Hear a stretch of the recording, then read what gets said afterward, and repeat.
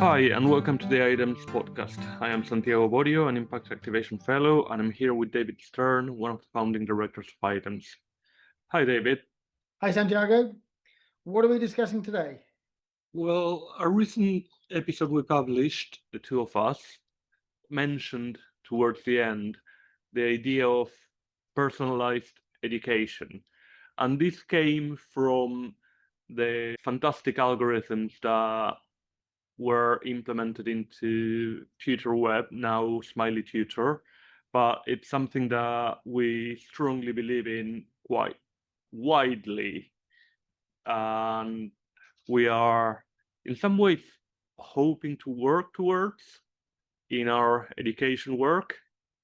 So I thought it was important to go a bit deeper into what we believe by personalized education.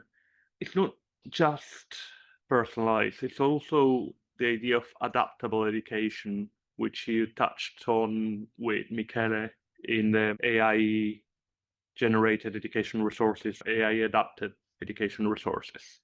Does that sound good to you? Sounds good. It's an important topic. It's one we're grappling with, a lot of people are grappling with. And yeah, it's interesting. It's a good topic. And it also fits in with our general idea of not looking for silver bullets for what we do in general. We don't think that there are blanket solutions that work, and a lot of our work tends to be adaptable to different contexts. But this, I think, goes a bit beyond that. It is obvious that blanket, or at least it's obvious to me, that a blanket solution to education is never going to work because every individual has different needs. It depends what you mean by a blanket solution. Arguably, we have a blanket solution in the form of standardized tests, systems of exams, which are very much high pressured exams, which we work towards. So there is a form of standardization of education which has happened. So part of the questions are, what is the balance between personalized education and standardized education? What are the advantages and disadvantages of these? How personalized should you be versus how standardized should you be? Yes. We also did an episode on a sort of thought experiment about gamification of education where we almost proposed a systemic change of education to repurpose the examinations. But that was a thought experiment. Actually enacting that, what that would look like, that's, as we mentioned then, this is a way off. We are going to have a form of standardized education for the foreseeable future. There might be other forms of education that complement that and that work alongside that, which exist already in certain cases. These are challenging questions, and I certainly don't believe that standardized education is bad. It serves a certain purpose. Personalized education is not good or bad either, it serves a different purpose. I think that you're putting them as opposed elements when they don't need to be.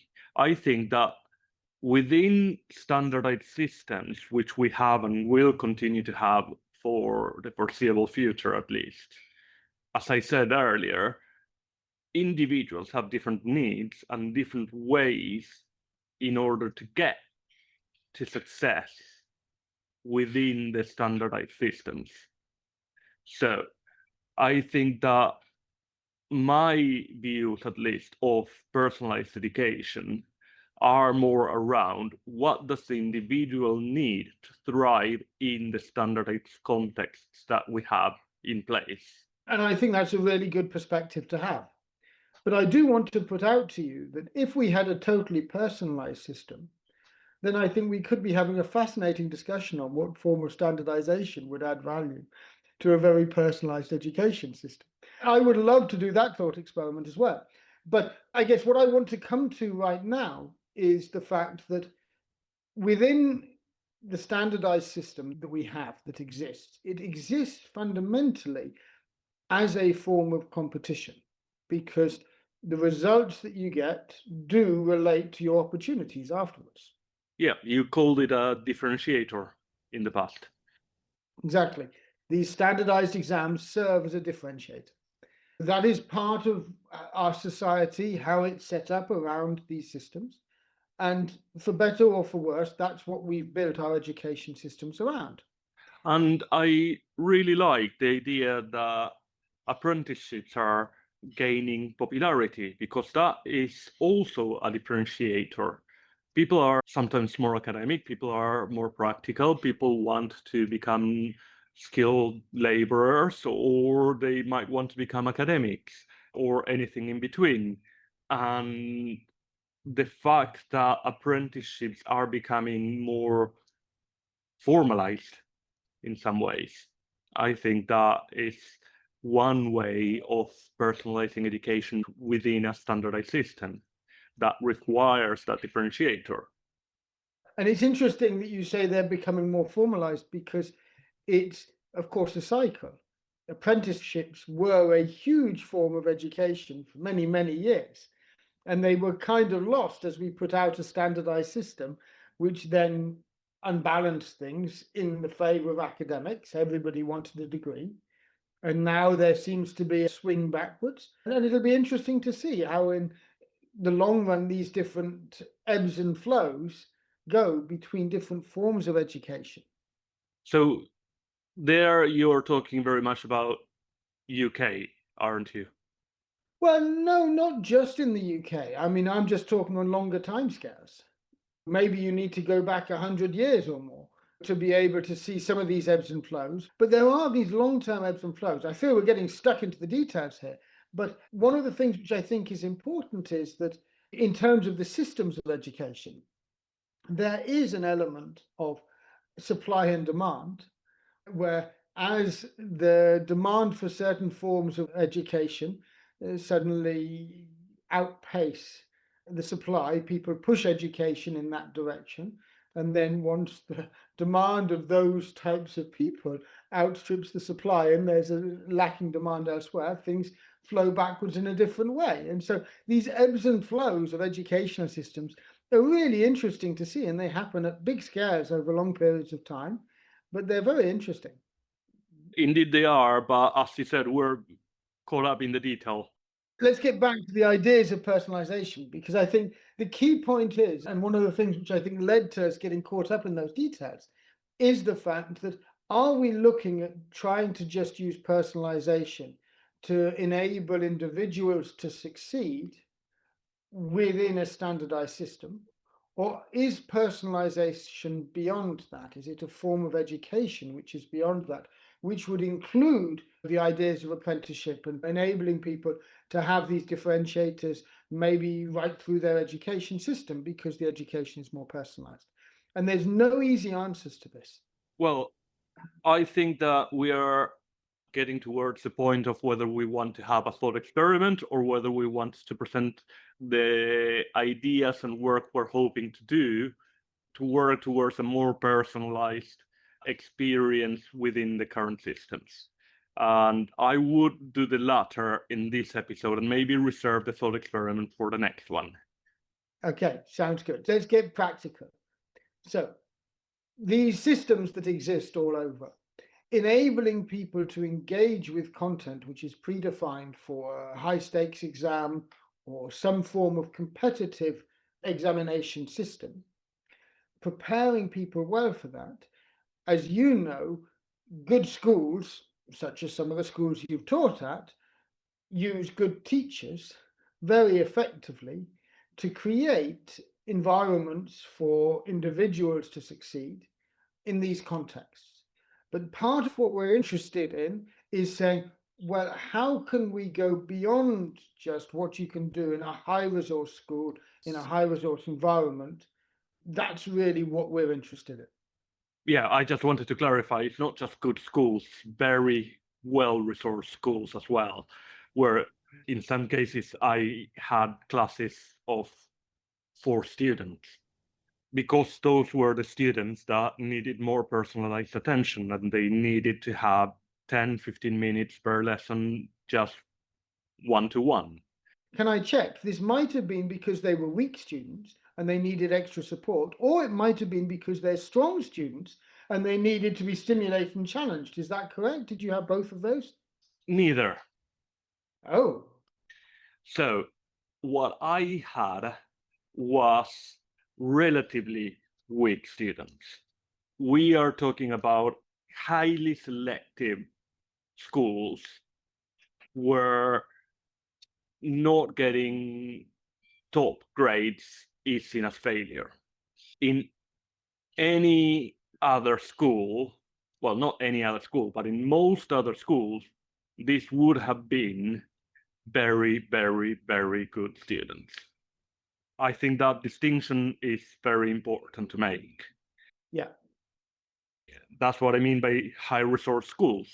They can allocate those resources to even those who are perhaps not as strong as most, but would be stronger than most in other contexts, get the best possible results. And on the other hand, what we tended to have was the top end of those classes tended to be quite large groups because they tended to be very good independent learners. So you could just give them materials and they would crack on with it and they would work very well collaboratively. They would already have high skills in terms of independent learning, collaborative learning, and so on, which meant that they didn't need attention and they would thrive working like that independently. And in fact, it would better prepare them for the future. So, in some ways, that is a way of personalized education as well, because you are giving them the context that they need to thrive. Some of them didn't feel comfortable with that style and they asked to be put down to a lower set because they felt that they couldn't work as well, and that was always considered. Yeah. So personalized education can come in so many different shapes and forms, but I think at the core of what we want in terms of personalized education relates to some of the previous episodes we've had or you've had with other people. There is this interesting idea of the textbooks project, where, at least for mathematics initially, we believe that, of course, with the right investment, with the right collaborations, we can get to a position whereby we can have a core infrastructure that can then be, as you said with Michele, adapted to specific communities and groups in order to provide the materials that they need for high quality learning in a way that is relevant to them. And that is within these standardized systems. Absolutely. And I think that within that, the thing which I'm so excited about, which I don't think was possible even just a few years ago, is that we can really think of ownership totally different of these textbooks. Who is customizing them? How are they being customized? How is it enabling learning? And I suppose there's the interesting distinction between customization, localization, and personalization. These are really interesting distinctions which are confused even in our own work on this at times, because it is subtle. Is personalization where you are adapting to an individual, whereas localization or adaptation is for context? Or are there areas in between? Is it that the core materials are personalizable to individual contexts, but then the whole is localized to a context? These are really subtle, interesting questions, which I don't think we yet have answers to. But what I do think is really powerful is that we're starting to see how it is thanks to some of the advances in AI that we could be putting a human effort in a coordinated way into something which is more ambitious than I think would have been possible to conceive before. Yes, and we've been talking about pieces of the puzzle. And I think what we're thinking about now and what we're potentially conceptualizing now is what does the puzzle look like itself and what are the missing pieces. Absolutely. So, what would it look like to actually have, well, what we could just term as the textbook of the future? The previous similar revolution in education being the printing press. Instead of needing to have handwritten textbooks, you can now get the same textbook out to a lot of people through the printing press. This is what we're potentially talking about, a revolution of textbooks of that order of magnitude. But I think that it's worth highlighting that it's not just the textbook. The textbook is the tool for the teachers and the specialists and those who understand the context to use. But think of what the revolution was before. Before, you had a book, which was a precious thing because it took so much time. You had to treat it with, reverence. Whereas once you had the printing press, they could be churned out, and it was totally different. That revolution, of course, it's not just a textbook as people see a textbook, because if it was, it wouldn't be a revolution in that same way. You're right. So let's articulate how this is beyond what people currently perceive as a textbook. Exactly. Yes, that's my worry because I don't want this episode to be a message about textbooks are the solution. I don't think any technology on its own is the solution, and I think you agree with that. The technology is a tool that enables people to actually do their job well. But again, I want to come back to this parallel. The parallel was beforehand, before you had the printing press, the teachers had to be the source of the knowledge, and you couldn't have teachers teaching unless they were in a very high resource place where they actually had materials to teach from. Whereas after the printing press, teachers everywhere, humans everywhere could now teach based on textbooks and the availability of textbooks. Even at that point, that technological leap was really about enabling teachers, enabling the scaling of teachers in a way which is very powerful. I didn't think about it that way. I can see the parallel better now. We have discussed this in previous episodes, I believe, how with the right materials and with the right tools, teachers who may not have the right level of subject knowledge, perhaps in challenging contexts, could become facilitators of knowledge through the tools. Yeah, let's just take this parallel a step further.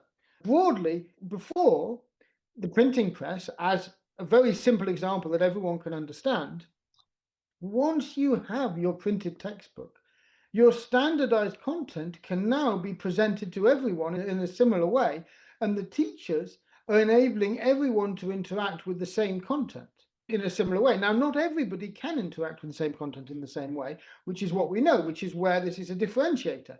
These education systems, even if everyone has the same textbook, different people interact with it. Different teachers are able to get more out of people by bringing additional resources or other things. So what is the parallel now? Well, the parallel now is exactly that element of, well, not only can a teacher get content to everyone, it can get adapted content and adaptable content to people, to everybody, potentially, in ways that actually make the personalization or contextualization of the content to individuals or to groups is something which all teachers could now achieve. So this is the sort of parallel that instead of actually getting just standardized content to everyone, we can now get potentially personalized or adapted content to everyone. And that's potentially that leap, which is not yet possible, in my opinion. People will tell you you can have this personalized learning journey through these different systems, but without the central role of the teacher, or unless teachers put in a huge amount of effort. And there are systems which are built around that, but I think more could be done. And the way we're thinking of this puzzle, let's say, this textbook of the future, we are thinking of adaptations, we are thinking about contextualizations or localizations. But to my understanding, it would still require a substantial human effort from local experts. We're not necessarily saying that the local experts would be the teachers themselves, but that human labor is essential. And to me, this is the part that the systems that I've seen don't yet leverage. So at the moment, the technological systems that exist, they have the assumption that you have your sort of experts building the system, or you have everybody building the system. And what you need, of course, is something in between these two. You need to have this combination of experts building systems with individual teachers contributing and able to enhance systems in ways that at the moment are very difficult within the technological structures we have. Combining those two approaches is really hard. You have these wonderful open education resource banks that exist, but they're horrible to navigate because everybody's just creating lots of stuff and there's not much curation. And then you have amazing commercial and other technological systems which have been built by a set of experts and which others can interact with in the ways that the system has designed. Merging these two or marrying those two into systems where you have both that collaboration at the expert level and the individual adaptations into a coherent whole, that's the thing which I believe could create this next sort of revolution in what's possible. Achieving it is actually both a technological challenge, but also, of course, a social challenge. What's the business model that works in this way? Because the business models for open source systems or open educational systems, you get that money from grants and so on. Whereas commercial systems, you get it from subscriptions. How do you marry these different systems? These are all interesting questions. And we have a theory of how we could potentially work towards that, which maybe should be our next episode. Well, I think within that, again, it's about pieces of the puzzle. The piece of the puzzle, which we mentioned in a couple of episodes, this 5 quiz model, which is at the heart of what we're saying, that's, I think, one of the insights that actually can lead to this sort of collaboration of actually some expert generated components, which can then be tailored and localized. Anyway, that's something we could really look into and discuss. Yep. I think this is not a one episode conversation, and we should potentially continue it in our next one, if that's okay with you. Okay, let's keep this one short and sweet. Well, short at least. We'll try to get more practical in the next one and actually have an episode where we dig into sort of the details of this. Great. Thank you very much, David. Thanks.